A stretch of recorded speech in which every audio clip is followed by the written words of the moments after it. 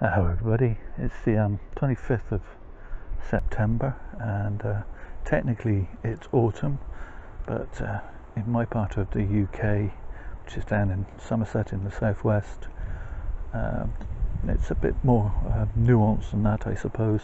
Up on the hills, up on the Quantocks, it's much more autumnal and in some exposed areas, but this little larch tree, for example, currently thinks it's spring, and as often happens this time of year, it's throwing out some new shoots. And yeah, whilst next to it here on the bench, this little willow, root over rock fusion project, thinks that autumn is here and has started to turn yellow. I've got a Japanese maple here which is also beginning to show some autumn colours. Leaves are turning reddy orange, and another little Japanese maple here who thinks it's spring, thrown out some new shoots. So yeah, funny old time of year. Beautiful sunny day, really cold wind at the moment, so I hope the microphone's not picking up too much on that.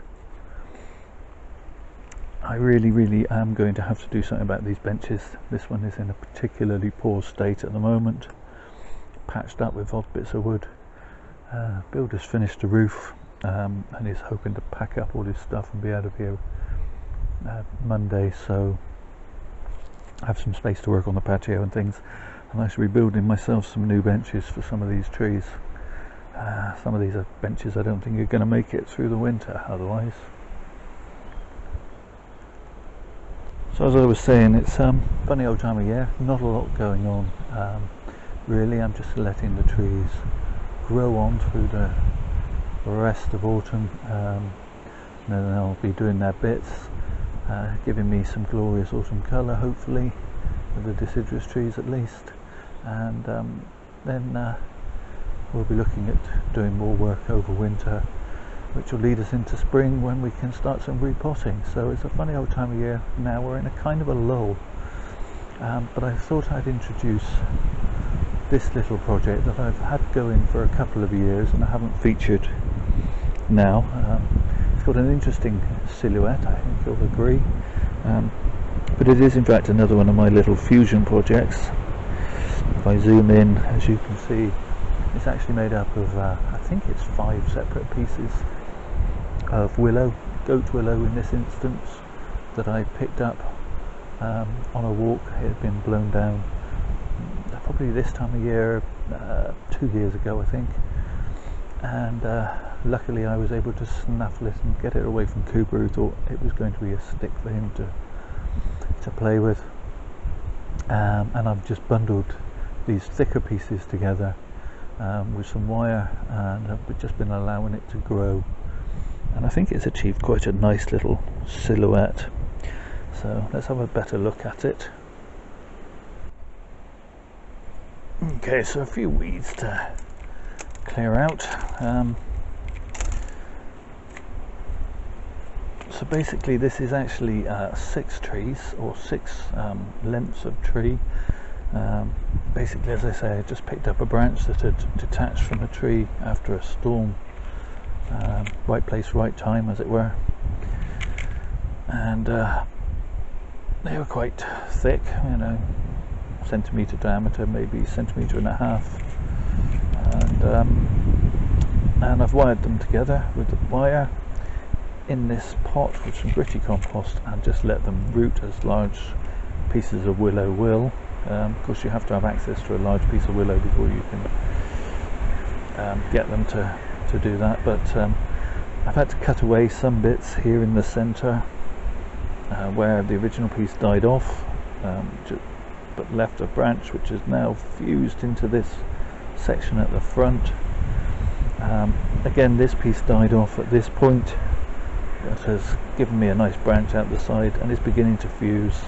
The branch that was on the inside is now coming up here. So, and we have pretty much full fusion in the back here, and some scarring where the wires were, but that will grow over. And basically I've just been giving it a kind of an overall chop every time it gets out of this this kind of area, and beginning to get some nice ramification on it now.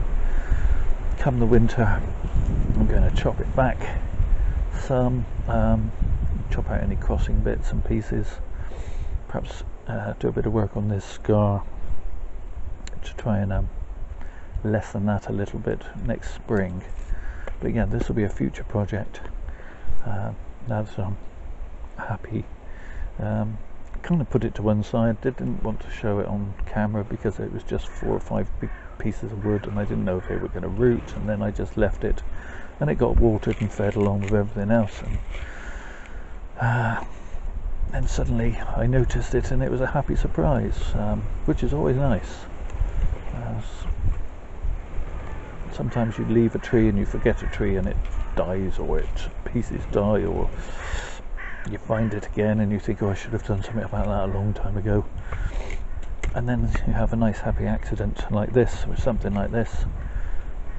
I've yet to decide whether I'm going to put it in a pot or a lower, flatter pot next year, I think, but we'll have to wait and see what the roots look like. I'm going to repot it anyway because I'm fairly certain by the way the pot is bulging at the bottom that it's full of roots.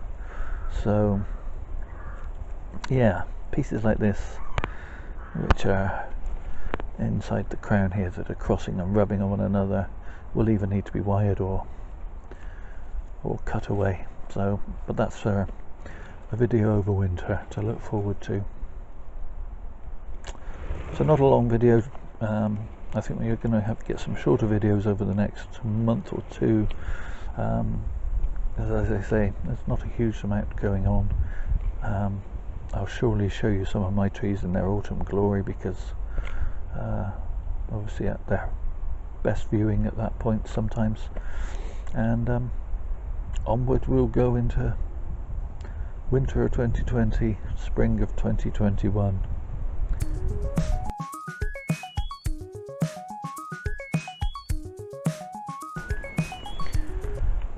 So we do a quick 360. The angle of the tree in the pot will definitely have to be looked at because it's leaning backwards at the moment.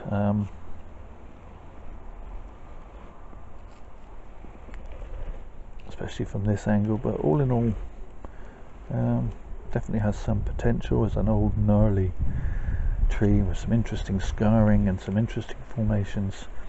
Definitely not traditional bonsai, but more of an ugly duckling of a bonsai. I think it's Walter Paul who talks about his fairyland and fairy tale trees, the sort of trees that come alive and chase you through the woods type of things, and perhaps that's what this will become.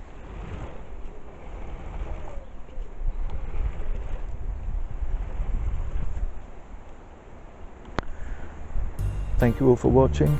In these strange old times, please look after yourselves. Stay safe.